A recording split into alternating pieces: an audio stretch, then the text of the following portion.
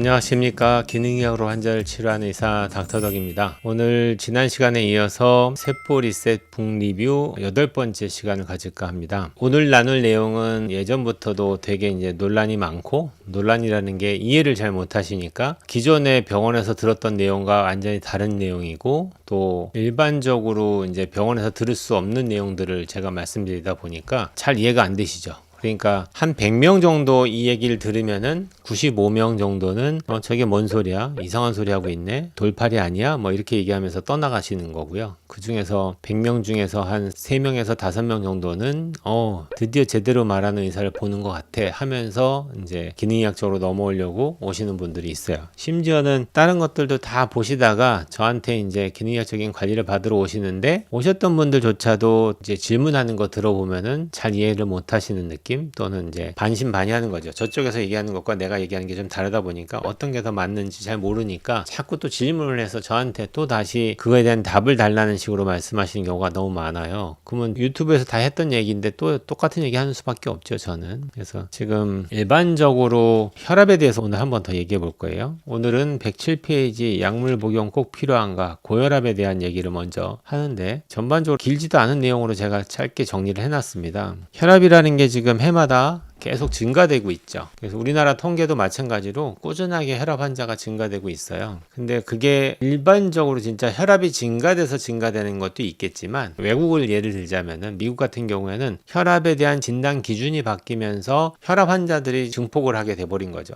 예전 같은 똑같은 기준이었다면은 그렇게 높지 않고 슬로프한 커브였을 건데, 이게 진단 기준이 자꾸 바뀌면서 낮아지다 보니까 혈압 환자가 쭉 갑자기 늘어나는 거죠. 그렇게 늘어날 수밖에 없었던 이유를 제 나름대로 분석을 해서 설명드린 건데, 환자들은 너무나 이제 세상을 아름답게 보는 거죠. 제약사를 너무 아름답게 보는 거고요. 나한테 필요한 약을 만들어주는 좋은 회사다, 아름다운 회사다, 이렇게 보는 건데, 세상에 그런 회사는 없어요. 세상에는 다 금전적으로 돈을 벌기 위해서 그런 시스템 속에서 다 만들어진 회사들 뿐인 거예요. 그러니까 예를 들어서 뭐 삼성전자한테 여러분들이 공익사업을 막 바라고 막 이러는 게, 돈을 많이 버는 회사니까 그럴 수 있겠지만 그게 당연한 건 아니잖아요. 그거 마치 안 하면 이상한 사람들처럼 생각한다면, 그렇다는 거는 너무 한쪽으로 치우치는 생각 아닐까요? 제가 생각하는 그냥 자유민주주의 사회에서는 대부분은 다들 그런 자기의 유익을 위해서 하는 거예요. 저도 마찬가지죠. 내 유익이 아닌 것들을 위해서 사는, 그게 무조건 옳다고 얘기할 수도 없잖아요. 그죠? 아무튼 간에 자기의 유익을 위해서 사업도 하는 거고요. 가게도 하는 거고요. 뭐든지 하는 겁니다. 그러다 보니까 제약사는 이문이 남는 약을 만들기 위해서 개발을 하지, 이문이 남지 않는 약은 그냥 폐지를 해버려요. 지금도 저희 병원에서 필요한 약들을 예전부터 이거는 꼭 필요한데 했던 약들도 지금도 하나씩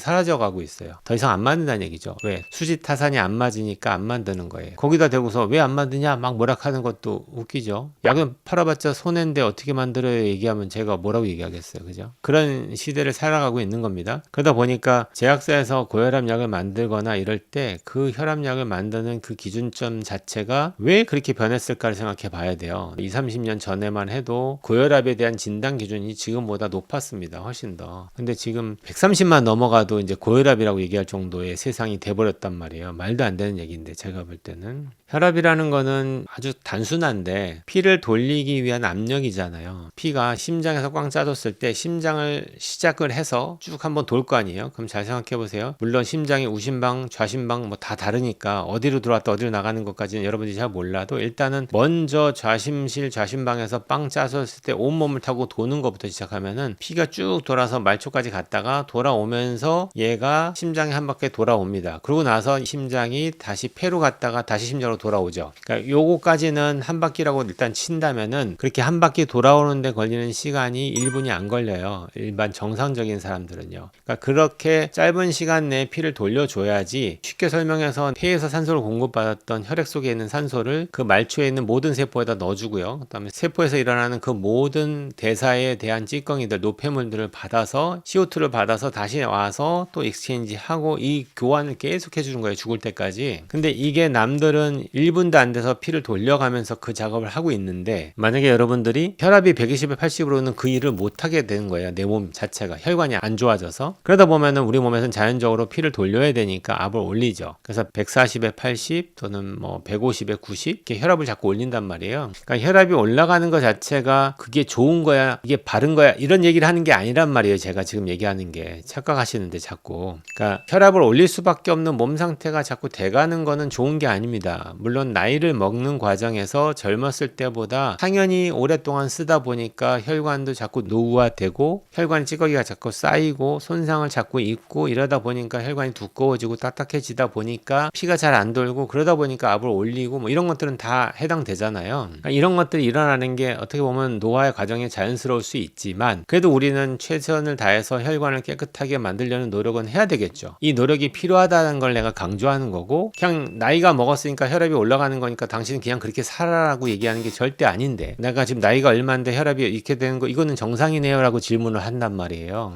그러니까 포인트를 완전히 벗어나는 질문을 하세요. 제가 뭐라고 얘기하는지에 대한 주된 개념을 이해하려는 노력은 안 하시고 그러다 보니까 그냥 서로 간에 논쟁만 되는 거죠. 그렇게 하지 마시고 혈압은 어쩔 수 없이 결과물이라는 거예요. 내가 혈관이 손상을 입고 혈관이 나빠지다 보니까 생기는 혈압의 증가가 결과물인 거지 이 혈압의 증가가 원인이 돼서 혈관이 나빠지는 게 아니라고요. 자꾸 이 인과관계가 뒤집어지니까 대화가 안 되고 싸움만 일어나는 거죠. 그러니까 여러분들은 명심하셔야 될 게 노력을 안 하고 그냥 있어도 된다는 얘기가 아니고요. 열심히 혈관을 깨끗하게 하려는 노력을 하시면서 그러면서 혈압이 저절로 낮아질 수 있게끔 관리하는 게 답이지 이런 노력하고 무관하게 솔직히 이런 노력도 전혀 안 하고 약만 먹는다고요. 그러면 어떤 일이 벌어지냐 내 몸은 지금 나빠져 가지고 피를 돌리기 위해서 압을 올려놨더니 내가 약을 먹어서 인위적으로 혈압을 낮춰버렸어요. 그러면 피가 안 돌 거 아니에요. 생각해 보세요. 피가 안 도니까 당연히 피가 필요한 곳에서 생길 수 있는 모든 문제 들이 계속 생기겠죠. 대표적으로 그런 분들이 기운이었고요. 나중에는 뇌 쪽으로도 피가 잘 안 돌기 때문에 치매가 빨리 옵니다. 그리고 혈관이 나빠지는 과정에서 생기는 여러 가지 문제를 컨트롤하지 않았기 때문에 당연히 뇌졸중, 뇌출혈 증상들도 더 심해질 거고요. 그래서 얘네들은 어떻게 보면은 결과고 제가 생각하는 원인의 더 큰 거는 혈관을 손상 주는 활성 산소가 많아지는 거 하나고요. 그 다음에 나이를 먹으면서 당 관리가 안 돼서 혈당이 올라가는 거 이 두 가지가 혈관을 손상 주는 메인이에요. 혈압이 아니고요. 그러니까 이것 때문에 혈관이 나빠지다 보니까 결과론적으로 혈압이 올라간 거죠. 그러니까 가급적이면은 의사를 만나면은 제가 기능약자로서 환자를 봤을 때 여태까지 수십 년 동안 혈압약을 먹던 분들을 하루아침에 딱 끊게 하지는 않습니다. 저도 그 오랜 동안 먹어왔던 거 갑자기 끊었을 때에 대한 충격도 되게 크거든요. 그래서 저는 그렇게 하는 게 아니라 얘는 그대로 둔 상태에서 일단 혈관을 먼저 청소합니다. 그래서 혈관을 깨끗하게 만들고 피를 맑게 해서 순환을 좋게 만들면은 자연적으로 혈압이 떨어지기 시작해요. 그러면 그때 가면 오히려 저혈압으로 빠지기 때문에 혈압약을 안 끊을 수가 없는 상황이 돼버려요. 그게 가장 아이디어하죠. 그럼 그때쯤 되면은 혈압약을 또 한꺼번에 끊는 게 두려우니까 또 테이퍼링 합니다. 매일 먹던 걸 하루 먹고 하루 쉬고 하루 먹고 하루 쉬고 하면서 한 달을 지켜봐요. 그래도 괜찮으면 하루 먹고 이틀 쉬고 하루 먹고 이틀 쉬고 해서 또 한 달을 지켜보고요. 그렇게 해서도 문제가 없을 때는 그때는 이제 끊으면서도 반응이 없는지 보면서 계속 지켜만 보는 게 아니고 아까 얘기했듯이 혈관을 깨끗하게 만드는 혈관 청소라든지 킬레이션을 한다는 얘기입니다. 이걸 안 하면은 방법이 없잖아요. 여러분들이 생활하고 있는 집을 지을 때 깨끗한 물이 나오는 상수도도 5년 이상 쓰고 나서 뜯어보면은 스케일이 쌓여 있는데 50년, 60년 동안 썼던 그 혈관이 어떻게 깨끗할 수 있어요? 지저분한데 그럼 가만히 두면 그게 혈관이 깨끗해집니까? 그게 아니니까 혈관을 깨끗하게 하는데도 오랜 세월이 필요하고 시간도 필요하고 여러 가지 노력이 필요한 거예요. 그 노력을 하면서 혈관을 깨끗하게 만들려는 노력을 하면서 혈압 조절을 하는 게 맞는 거지. 이것저것 사포 다 떼버리고는 그냥 무조건 약 먹지 말라고 했으니까 약 안 먹으면 되겠네요 라고 질문하는 게 맞냐는 거예요. 틀리죠. 그러니까 제발 좀 정신 차리시고 가급적이면은 그냥 결정하지 마시고요. 기능의학자를 찾아서 기능의학자가 조언하는 대로 믿고 따라가시면은 언젠가는 혈압약을 안 먹어도 되는 건강한 몸을 만들어 드리겠죠. 오늘도 얘기하다 보니까 말도 길어지고 원성도 높아지는데 이해해 주시고 너무 답답한데 이해를 안 하는 질문을 계속 하시는 분들이 너무 많다 보니까 그걸 일일이 다 댓글 달기가 너무 힘들어서 오늘도 요걸로 해서 정리를 하고 더 이상의 의문이 있거나 이해가 안 돼서 하는 질문들은 제가 다 패스하는 걸로 할 거예요. 이 정도 설명해도 이해가 안 되면 답이 없는 거잖아요. 그죠? 네, 오늘은 여기까지 하겠습니다.